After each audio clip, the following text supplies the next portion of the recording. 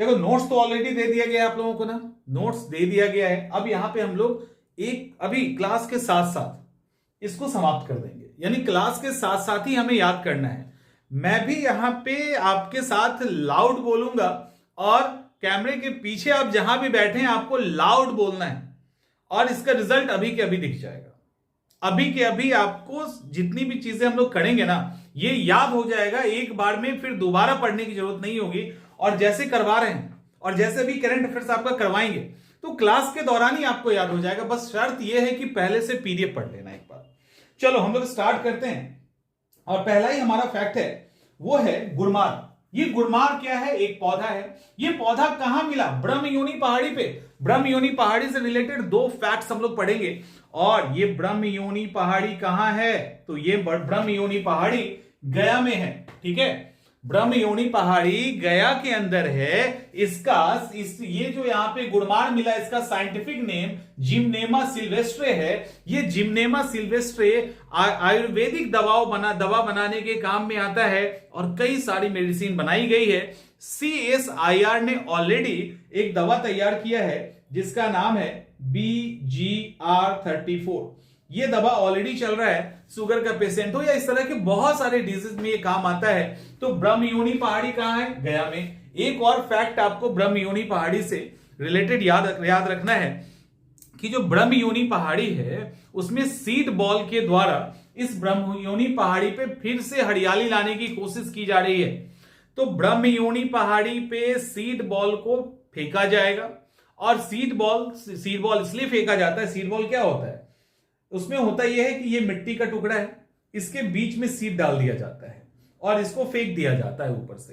तो पहाड़ों पे जब फेंकता है तो इसमें से जो पेड़ निकलते हैं तो उससे हरियाली दोबारा आ जाती है।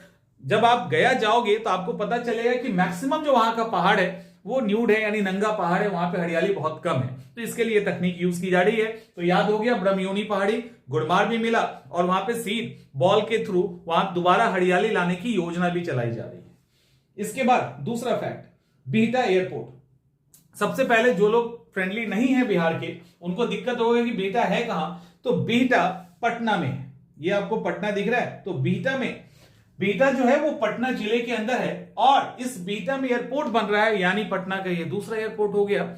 इसकी कैपेसिटी अच्छी खासी है और लगभग 66 यानी 66,000 स्क्वायर मीटर में ये बन रहा है। और अच्छी खासी मतलब एक बार में ये 3,000 पैसेंजर को संभाल सकता है, इतनी बड़ी कैपेसिटी इसकी है। तो बिहटा याद रखिएगा, पीक आवर में ये 3,000 पैसेंजर को संभाल सकता है। ओवरऑल पूरे साल में 50 लाख पैसेंजर संभालने की क्षमता है। तो बिहटा इंपॉर्टेंट फैक्ट है। बिहार के में बनेगा क्या? देश का सबसे बड़ा चिड़ियाघर कहां बनेगा?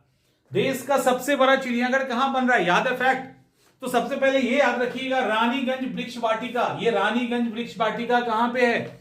ये रानीगंज वृक्ष वाटिका जो है वो अररिया में, अररिया में। ठीक है, अररिया का बॉर्डर सुपौल, मधेपुरा, पूर्णिया, किशनगंज के साथ, अररिया नेपाल के साथ बॉर्डर टच करता है। बिहार का सबसे बड़ा चिड़ियाघर बनने वाला है और अच्छा खासा एरिया इसने एक्वायर किया है। 1500 करोड़ रुपए अलॉट कर दिए गए हैं और 289 एकड़ में ये टोटल फैला होगा। आप जब उस रोड से कभी गुजरोगे तो आपको लगेगा कि नहीं, एक्चुअली में ये चिड़ियाघर बनाने वाला जगह भी है, हरियाली काफी ज्यादा है और जगह भी उतना ही है, इतना काफी है। 1500 अलॉट कर दिया गया, ये ध्यान रखिएगा। ब्रह्मयोनी पहाड़ी की बात मैंने की थी तो वहां एक फैक्ट छूट गया था, वो ये है कि पर्यावरण, वन और जलवायु मंत्री डॉक्टर प्रेम कुमार ने इस ब्रह्मयोनी पे सीड बॉल के थ्रू दोबारा हरियाली लाने की योजना का उद्घाटन किया था। That's it. ये है कवरताल वेटलैंड। कवरताल वेटलैंड ये कहां है? बेगूसराय में। आपने नॉर्मल फैक्ट्स पढ़े होंगे। अब सवाल ये उठता है कि बेगूसराय कहां है?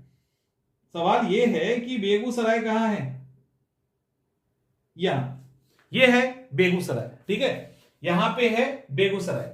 ये कावरताल जो वेटलैंड है बेगूसराय का, इसके साथ फैक्ट ये है कि यहां पे अभी 4 लोगों की टीम बनाई गई जांच करने के लिए कि इस वेटलैंड के अंदर बहुत ज्यादा इंक्रोचमेंट है, अतिक्रमण है, जिसके कारण इस वेटलैंड का एक बड़ा हिस्सा समाप्त हो चुका है। और ये कब हुआ? जब एक सोशल एक्टिविस्ट ने एनजीटी में, नेशनल ग्रीन ट्रिब्यूनल में एक अपील दायर की और उसी को लेकर 4 लोगों की कमेटी बनाई गई है। अभी का डाटा यह है कि 25% एरिया पे खेती होती है और मात्र लगभग 82% एरिया ही बचा है जो एक्चुअली में वेटलैंड है, बाकी एक्वायर कर लिया गया है। इसको लेकर ये चर्चा में। अब चर्चा में तो आपको याद भी रखना है, यहां तक याद हो गया ना। वेटलैंड हमने याद कर लिया, कवरताल बेगूसराय में। इसके साथ कौन सा फैक्ट था, ब्रह्मयोनी पहाड़ी हमने याद कर लिया। अब कांवरताल के बाद दूसरा है, दुनिया का सबसे बड़ा रामायण मंदिर कहां बन रहा है? दुनिया का सबसे बड़ा रामायण मंदिर कहां बन रहा है? पूर्वी चंपारण जिला। पूर्वी चंपारण में भी कहां बन रहा है, याद करो एक बार। देखो पूर्वी चंपारण पहले है कहां, यहां है, यह है पूर्वी चंपारण। यहां सबसे बड़ा मंदिर बन रहा है और पूर्वी चंपारण में आपको याद रखना होगा जगह, उस जगह का नाम है केसरिया। ठीक है, केसरिया।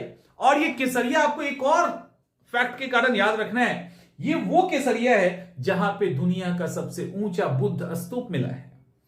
वही केसरिया जहां पे सबसे ऊंचा बुद्ध स्तूप मिला है। अब यहां पे बन रहा है मंदिर।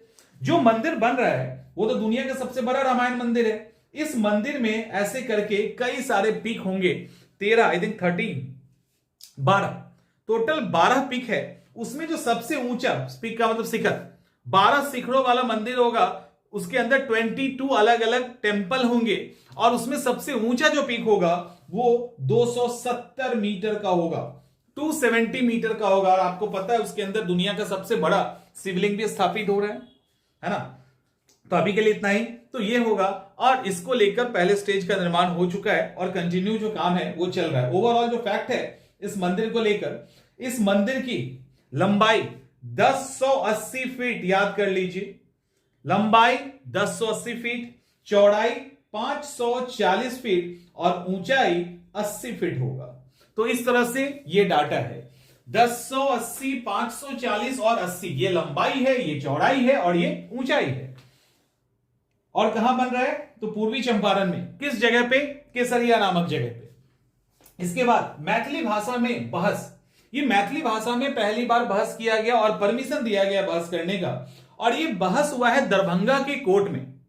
ये जो बहस है वो दरभंगा के सिविल कोर्ट में हुआ है। पहली बार एडवोकेट ने रिक्वेस्ट किया, एडवोकेट का नाम था शशिकांत झा, एडवोकेट का नाम है शशिकांत झा, मजिस्ट्रेट है राघव, उन्होंने परमिशन दिया और मैथिली भाषा में डिबेट हुआ। तो मैथिली के इंपॉर्टेंस को एस्टेब्लिश करने की कोशिश की गई और पहली बार ये एक इनिशिएटिव लिया गया था दरभंगा कोर्ट में, याद रखिएगा। नागी और नकटी है ना, नागी और नकटी ये जो है कहां है? तो याद रखो जमुई में है। और जमुई कहां है? तब सवाल उठता है जमुई कहां है? तो जमुई यहां है। जमुई इस पर्टिकुलर जगह पे है जिसके चारों तरफ बांका है, मुंगेर है, लखीसराय है, शेखपुरा है और नवादा है। इस जमुई में, और जमुई झारखंड के साथ बॉर्डर शेयर करता है। जो जमुई है यहां पे नागी और नकटी डैम है। अब इस नागी और नकटी डैम को क्या किया गया? रामसर साइट का दर्जा देने के लिए इसको भेज दिया गया है। अब जब एक ऑलरेडी जो हमने कवरताल देखा वो ऑलरेडी रामसर साइट है, अभी जस्ट देखा था कवरताल, तो वो ऑलरेडी रामसर साइट है। अब ये 2 और हो जाएगा तो ओवरऑल रामसर साइट की संख्या बढ़ जाएगी, पूरे इंडिया में 82 हो जाएगा और बिहार के अंदर भी इसकी संख्या बढ़ेगी। नालंदा यूनिवर्सिटी, डेट याद रखना है, नालंदा यूनिवर्सिटी डेट याद रखना है। Nalanda university, Nalanda international university कहां बना है? तो ये बना है नालंदा में, ठीक है, नालंदा में। और क्या याद रखना है? 19 जून को हमारे प्रधानमंत्री नरेंद्र मोदी जी के द्वारा उसका उद्घाटन किया गया। नालंदा यूनिवर्सिटी का अच्छा बनाया है, ओल्ड आर्किटेक्चर के फॉर्मूला पे नालंदा का जो खंडर है ना उसी तरह का बनाया गया है। और 455 एक अच्छा खासा एकड़ में फैला हुआ है। 1750 करोड़ की लागत से बनाया गया है और बहुत ही, ठीक है, और बहुत ही कमाल का वो जगह है, मतलब बहुत ही कमाल का, लिटरली अच्छा लगता है वहां जाके। अब जाएंगे तो आपको पता चलेगा, वैसे घूमना अलाउड नहीं है। मैं परसों गया था वहां, मैं परसों ही गया था, तो वहां पे एक अधिकारी आ गए गेट पे, मैं तो गया अंदर, मैं वहीं पे था, तो एक अधिकारी आए, बोले कि हमें घूमना है फैमिली के साथ। गार्ड ने मना कर दिया, बोला नहीं सर आज तो नहीं, कम से कम घूम सकते हैं, आज तो आप नहीं जा सकते हो। बोला नहीं मैं ये हूं। बोले सर आप कोई भी रहो, हमारे पास आदेश है, आप इन नहीं कर सकते हो, तो उनको लौटा दिया गया। तो मैंने विजिटर्स के लिए अलाउड नहीं है, सामान्यता नॉर्मली नहीं है। तब ये हो गया, याद रखना है इसको। बगहा, बगहा को राजस्व जिला, यानी देखिए ये वादा किया गया था, ये वादा किया गया था, बगहा जो है वो पश्चिमी चंपारण के अंदर है, इसको अब सेपरेट कर दिया जाएगा और राजस्व जिला बना दिया जाएगा। ये इंपॉर्टेंट है, इसको ध्यान रखिएगा। नीतीश कुमार ने, मतलब हमारे जो माननीय मुख्यमंत्री साहब हैं, उन्होंने इसको लेकर परमिशन दे दिया है। तो clear. IIT factory, IIT factory, IIT factory Patwa Toli गांव, पटवा टोली गांव कहां है? पटवा टोली गांव कहां है? याद करो तो फटाफट। देखो आईआईटी फैक्ट्री पटवा टोली जो गांव है वो है गया में, और ये पटवा टोली के साथ दो फैक्ट है, एक तो आईआईटी फैक्ट्री और दूसरा जब हम लोग फिल्म और टेलीविजन को देखेंगे तो उस दौरान आपको दिखेगा वीवर्स ऑफ होप।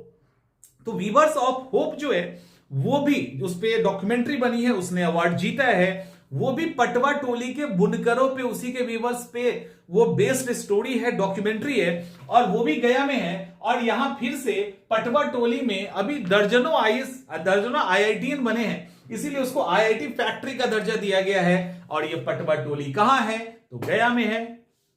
क्लियर? अब तो नहीं भूलोगे ना? अब नहीं भूलेंगे आप। चलिए आगे चलते हैं। इसके बाद महारानी जानकी कुंवर, महारानी जानकी कुंवर एक्चुअली बेतिया का हॉस्पिटल है। बेतिया, बेतिया कहां पे है? बेतिया पढ़ोगे तो कंफ्यूज नहीं होना है, बेतिया पश्चिम चंपारण, पश्चिम चंपारण।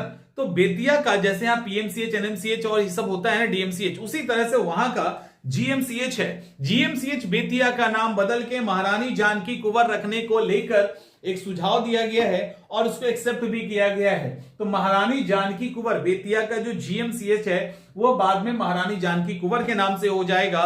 टिकारी, टिकरी की राजकुमारी, टिकरी की महारानी थी, काफी अच्छा उनका एक वहां पे मतलब अच्छी पर्सनालिटी के रूप में जानी जाती हैं, तो उनके सम्मान में ये करने की बात की गई है। राष्ट्रीय डॉल्फिन अनुसंधान केंद्र कहां है? डेट भी याद रखना है इसको।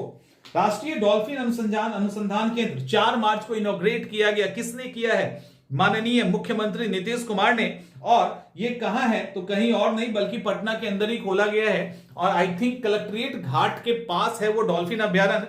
बहुत ही जर्जर स्थिति में है, लेकिन कोई नहीं, अभी हमको जो याद करना है 4 तारीख को, 4 मार्च को इसको खोला गया। एशिया में इस तरह का पहला है, भारत के लिए तो पहला है ही, एशिया में इस तरह का पहला है। डॉल्फिन की जो एक्टिविटी होगी उसको रिकॉर्ड किया जाएगा, मॉनिटर किया जाएगा, और उसी के आधार पे आगे की रिपोर्ट तैयार किए जाएंगे। आगे चलते हैं। बिहार का केंद्रीय विश्वविद्यालय, केंद्रीय विश्वविद्यालय, इसको कुछ खास नहीं है यहाँ पे। बिहार का जो सेंट्रल यूनिवर्सिटी है उसको यूजीसी ने श्रेणी 1 का रैंक दिया है, तो बस इतना काफी है। कालूघाट, कालूघाट, कालूघाट, इसको देख लेना है। कालूघाट इंटरनेशनल टर्मिनल है, कालूघाट अंतरदेशीय राजमार्ग है, ठीक है। तो ये जो कालूघाट इनलैंड टर्मिनल है एक्चुअली ये किस जिले में है? सबसे पहले आपको याद रखना है नदी किनारे, किस नदी के किनारे है? तो ये गंगा नदी के किनारे है। किस जिले में है? तो ये सारण जिले में है, पटना में नहीं, सारण जिले में है। और छपरा सारण जिले में पड़ता है, कंफ्यूज मत हो जाना। और अभी सोनपुर का मेला लगा है, ये सोनपुर का मेला भी सारण जिले में लगता है, हाजीपुर या वैशाली जिले में नहीं लगता, ये भी ध्यान रखिएगा। तो ये जो सारण का है, सारण दिख जाओ यहां पे, यहां सारण, ठीक है।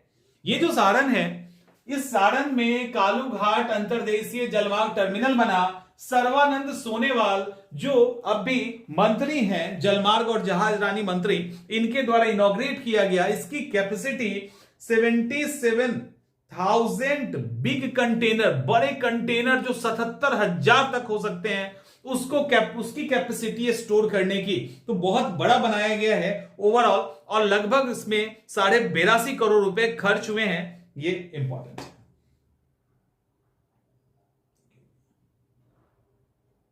तो गंगा नदी पे बना है, और गंगा नदी पे बना है, और सर्बानंद सोनेवाल ने बनाया है, बनवाया, मैंने उन्होंने उद्घाटन किया है। लहरिया सराय कलेक्ट्रेट, तो इसमें कुछ खास नहीं, लहरिया सराय को पहले देख लीजिए। लहरिया सराय कहां पे है? तो दरभंगा में है, यहां पे दिख जाओ, हाँ, लहरिया सराय दरभंगा में है। केरल के राज्यपाल, केरल के राज्यपाल आरिफ मोहम्मद खान, बड़ा ही विवादास्पद राज्यपाल है। डिबेट हमेशा कुछ ना कुछ कंट्रोवर्सी क्रिएट करते रहते हैं, तो आरिफ मोहम्मद खान साहब आए थे यहां पे, घूम घाम के चले गए, तो यही फैक्ट है, कुछ खास है नहीं। इसके बाद मुजफ्फरपुर और गया, यहां पे थोड़ा ध्यान दीजिएगा कि अभी मुजफ्फरपुर और गया में जो एयर पॉल्यूशन क्यों हो रहा है, कब अधिक होता है, इन सबको मॉनिटर करने के लिए वहां बिहार राज्य प्रदूषण नियंत्रण बोर्ड और भारतीय प्रौद्योगिकी संस्थान के द्वारा PM25 और PM10 यानी particular matter 2.5 and particular matter 10 को लेकर, इससे पॉल्यूशन कब ये जनरेट ज्यादा होता है, क्या होता है, उसको रियल टाइम मॉनिटर किया जा रहा है। लेकिन इसका मतलब ये नहीं है कि ये मॉनिटरिंग जो है वो केवल मुजफ्फरपुर और गया में हो रहा है। ठीक से देखो यहां पे, ये तो है गया, चलो ठीक है, मुजफ्फरपुर यहां पे है, ये भी, लेकिन सिर्फ यही दोनों नहीं है, बल्कि पटना में ऑलरेडी चल रहा है। पटना में ऑलरेडी ये चल रहा है, मुजफ्फरपुर और गया में तो, अब मुजफ्फरपुर और गया में सेकेंड फेज में स्टार्ट हुआ है, पटना में ऑलरेडी ये रन कर रहा है, BHU के थ्रू इसको करवाया जा रहा है। तो इसका मतलब बस यही कि रियल टाइम में पॉल्यूशन के डाटा को मॉनिटर और स्कैन करना है। याद रहेगा, याद रहेगा, मुजफ्फरपुर, गया और पटना और PM2.5 एंड PM10 को लेकर इसको किया जा रहा है। बापू सभागार परिसर पटना, सबसे पहले पटना करो। बापू सभागार परिसर, यहां ये ऑनलाइन और ऑफलाइन एग्जामिनेशन देने के लिए, ताकि पेपर में कोई चोरी वोरी ना हो, इसके लिए सरकार अलर्ट है। इसको लेकर 23 अगस्त 2023 को बापू सभागार नहीं, बापू परीक्षा परिसर, ये कहां है, ये है पटना में। पटना में कहां है, कुम्हरार के पास, पटना के कुम्हरार के पास खोला गया। 16,000 से 20,000 तक बच्चे ऑनलाइन ऑफलाइन एग्जाम दे सकते हैं, ये इंपॉर्टेंट है। और 23 अगस्त 2023 को इसको इनॉग्रेट किया गया नीतीश कुमार के द्वारा। बस यही फैक्ट है। और ये बिहार का ही नहीं, पूरे भारत का सबसे बड़ा एग्जामिनेशन हॉल है, जहां पे इतनी बड़ी संख्या में बच्चे पार्टिसिपेट करेंगे। सिकंदरपुर औद्योगिक क्षेत्र, पहले सिकंदरपुर औद्योगिक क्षेत्र है कहां, तो पहले तो पटना को करो, और इस पटना में कहां है, तो बीटा में है। सिकंदरपुर औद्योगिक क्षेत्र बीटा में है, बीटा कहां है, पटना में है। Plug and play, plug and play का मतलब वहां पे बेसिक स्ट्रक्चर सब तैयार होगा, किसी को इंडस्ट्री लगानी है तो सीधा अपना इक्विपमेंट्स लेके जाएंगे, घर वर छत वत रोड वोड सब बना हुआ है, बिजली बिजली पहुंची हुई है, सीधा इंस्टॉल करेंगे और प्रोडक्शन स्टार्ट हो जाएगा। प्लग एंड प्ले शेर और मुख्यमंत्री उद्यमी योजना को इनॉग्रेट किया गया। तो याद रखना आपको यह है कि सिकंदरपुर जो औद्योगिक क्षेत्र वो बीटा में है और बीटा पटना में है। पुनौरा धाम, पुनौरा धाम के साथ फैक्ट यह है कि पुनौरा धाम में अभी वहां पे बेसिक इंफ्रास्ट्रक्चर टूरिज्म के हिसाब से पुनौरा धाम वो जगह है। पहले तो पुनौरा धाम है कहां, तो पुनौरा धाम है सीतामढ़ी, दिख जाओ वहां, या सीतामढ़ी, ठीक है, पुनौरा धाम सीतामढ़ी में। और ये सीतामढ़ी मधुबनी, दरभंगा, शिवहर और पूर्वी चंपारण और नेपाल के साथ बॉर्डर शेयर करता है। पुनौरा धाम वो जगह है जहां पे माता सीता का जन्म हुआ था, उसी जगह से मिट्टी से बाहर आई थी। उसको डेवलप करने के लिए 13 दिसंबर 2023 को बहुत सारी चीजों को इनॉग्रेट किया गया मुख्यमंत्री जी के द्वारा, यही वो फैक्ट है। और मां जानकी जन्मभूमि पुनौरा धाम के नाम से जाना जाता है। तो वहां पे अब अच्छा खासा इंफ्रास्ट्रक्चर हो जाएगा, ताकि कोई जाए तो उनको दिक्कत ना हो। याद हो गया, चलो। एशिया का सबसे बड़ा इथेनॉल संयंत्र, एशिया का सबसे बड़ा इथेनॉल संयंत्र, देखिए एशिया का जो सबसे बड़ा इथेनॉल संयंत्र है, इसकी स्थापना नालंदा के अरावा में किया गया है। कहां, नालंदा के अरावा में किया गया है। नालंदा कहां है, तो नालंदा यहां है, और नालंदा के अरावा में किया गया है। 550 किलो लीटर डेली इसका उत्पादन है। टारगेट हमारा क्या है, टारगेट है कि 2025 तक हम 20% पेट्रोल में इथेनॉल मिला दें। इसको लेकर पूरे दुनिया में, पूरे भारत में ही लगातार एफर्ट किया जा रहा है। और बिहार बहुत आगे निकल चुका है, क्योंकि मक्का और शुगर केन यहाँ पे अच्छा खासा होता है, तो बिहार लगातार एफर्ट कर रहा है इथेनॉल को लेकर। और अरावा में सबसे बड़ा प्लांट इन्होंने अभी इंस्टॉल किया है। प्लास्टिक वेस्ट मैनेजमेंट, ये अच्छा है। प्लास्टिक वेस्ट मैनेजमेंट ये कहां खुला है, भागलपुर में। भागलपुर कहां है, भागलपुर कहां है, तो ये है भागलपुर, ठीक है। भागलपुर का बॉर्डर कटिहार से लगता है, इसका मधेपुरा से लगता है, खगड़िया से लगता है, मुंगेर से लगता है, तो ये है भागलपुर, ठीक है। इधर पश्चिम बंगाल है। अब इधर बांका है यहाँ पे। तो भागलपुर की बात करें तो भागलपुर में वेस्ट मैनेजमेंट सेंटर खुलेगा, सीपेट के द्वारा खोला जा रहा है। और यहां पे कचरे से ईंधन बनाने की बात की जा रही है। इसके अलावा और भी मौका मिलेगा, जिसको कचरा है ना वो बेच के पैसे भी कमा सकता है। वहां कचरा लेके जाओ, बेचो, पैसे कमाओ, वो उससे फ्यूल बना लेंगे। तो ये सारी चीजें वहां पे की जा रही है। जयप्रकाश नारायण अनुसाद भवन, जयप्रकाश नारायण अनुसाद भवन, ठीक है। ये जयप्रकाश नारायण जो अनुसाद भवन है, ये पटना यूनिवर्सिटी में है, पहला याद रखना। तो ये जगह जो है वो है पटना यूनिवर्सिटी। और हुआ क्या, ये नया नाम है, पुराना नाम क्या था? तो पुराना नाम इसका था व्हीलर सीनेट हाउस, ठीक है। पुराना इसका नाम था व्हीलर सीनेट हाउस। एक्चुअली ये कहानी है 1926 की, 1926 की, जब बिहार और उड़ीसा कंबाइंड था। उस समय वहां के राज्यपाल और पटना यूनिवर्सिटी के चांसलर यही व्हीलर साहब थे। इन्होंने इनॉग्रेट किया था, उनके नाम से रखा गया। अब इनका नाम चेंज करके जयप्रकाश नारायण अनुसाद विभाग कर दिया गया है और ये पटना यूनिवर्सिटी के अंदर है। याद रहेगा, पटना यूनिवर्सिटी के अंदर है। और क्या याद रखना है, 1926 में व्हीलर, बस याद रखिए, ठीक है। व्हीलर सीनेट हाउस नाम था, तो व्हीलर साहब के नाम पे था, क्योंकि वो उस समय के राज्यपाल थे और चांसलर भी थे, राज्यपाल हैं तो उन्हीं के नाम पे उसको रख दिया गया था, जिसको अब बदल के जयप्रकाश नारायण के नाम पे कर दिया गया है। Kaimur tiger reserve, Kaimur tiger reserve, Kaimur tiger reserve जब बन जाएगा ना तो बड़ा टाइगर रिजर्व होगा ये। और कैमूर टाइगर रिजर्व मतलब जब अभी बिहार में एक ही है ना वाल्मीकि, कैमूर जब बनेगा तो 2 हो जाएगा, और जब 2 हो जाएगा तो अच्छी, कैमूर में वाल्मीकि से ज्यादा बाघ है। और भारत का टारगेट है 2025 तक कम से कम 3000 बाघ को प्रोटेक्ट करना। तो कैमूर को बनाया जाएगा तो अच्छी खासी संख्या बाघों की प्रोटेक्शन के अंदर आ जाएगी। तो इसके लिए इसको लेकर वहां पे बात चल रहा है। मरचा धान, सबसे पहले मरचा धान कहां का है? पश्चिमी चंपारण। मरचा धान पश्चिमी चंपारण का है, पहला फैक्ट।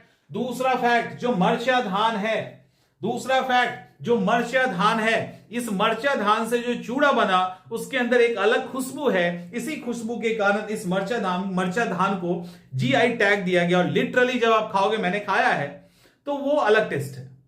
उसके पोहा का, चूड़ा का जो टेस्ट है वो अलग है। तो इस मरचा धान के चूड़ा और पोहा को जीआई टैग दे दिया गया है, उसके खास खुशबू के कारण, जो उसको अलग करता है। यहां पे एक और फैक्ट है कि पहली बार ड्रोन पायलट की ट्रेनिंग दी जा रही है। याद रखिए, पहली बार ड्रोन पायलट की ट्रेनिंग एग्रीकल्चर के लिए दिया जा रहा है। कैसे खाद या छिड़काव होगा इन सब के लिए, कीटनाशक, नैनो यूरिया, इन सबको लेकर तो ड्रोन चलाने की ट्रेनिंग दी जा रही है। ये कहां दिया जा रहा है? पूसा में। अब सवाल पूछेगा कि पूसा बिहार के किस डिस्ट्रिक्ट में? दिल्ली वाला पूसा नहीं, ये बिहार वाला पूसा है। और बिहार का जो पूसा है वो समस्तीपुर में है। दिख जाओ भाई, ठीक है। ये जो पूसा है ये समस्तीपुर में। क्लियर हो गया? तो अब तो क्लियर है, ये पूसा समस्तीपुर वाला है। डॉक्टर राजेंद्र प्रसाद वाला पूसा है। तो डॉक्टर राजेंद्र प्रसाद केंद्रीय एग्रीकल्चर, अब वो भी सेंट्रल एग्रीकल्चर यूनिवर्सिटी हो चुका है। अब इसने क्या किया, ड्रोन ट्रेनिंग के, उसको ड्रोन ट्रेनिंग स्टार्ट की और इसको लेकर महिलाओं को प्रायोरिटी दिया गया। कहा जाता है पूर्वोत्तर भारत की, पूर्वोत्तर ईस्ट नॉर्थ भारत का ये पहला ड्रोन ट्रेनिंग है जो बिहार ने दिया है और महिलाओं को प्रायोरिटी दी गई है यहां पे। इसके बाद भगवान विष्णु त्रिविक्रम, और क्या है, भगवान विष्णु त्रिविक्रम और गरुड़ की प्राचीन मूर्ति मिली है। कहां से मिली है? किशनगंज से। और किशनगंज कहां है? तो यहां है, ठीक है। किशनगंज है अररिया, पूर्णिया और कटिहार के बॉर्डर पे, और इधर नेपाल है, इधर बंगाल है। तो किशनगंज में भी कहां? तो किशनगंज के पौवा खाली पुलिस स्टेशन छोड़ दीजिए, वहां पे खूनी भीट डुमरिया करके एक जगह है, डुमरिया याद रखिएगा। तो किशनगंज के डुमरिया में एंशिएंट टाइम की मूर्ति मिली है भगवान विष्णु की, त्रिविक्रम की और गरुड़ की, और इसको भागलपुर म्यूजियम में रखा गया है। तो याद रखिएगा, यहां से उठाया गया और इसको भागलपुर म्यूजियम लाया गया।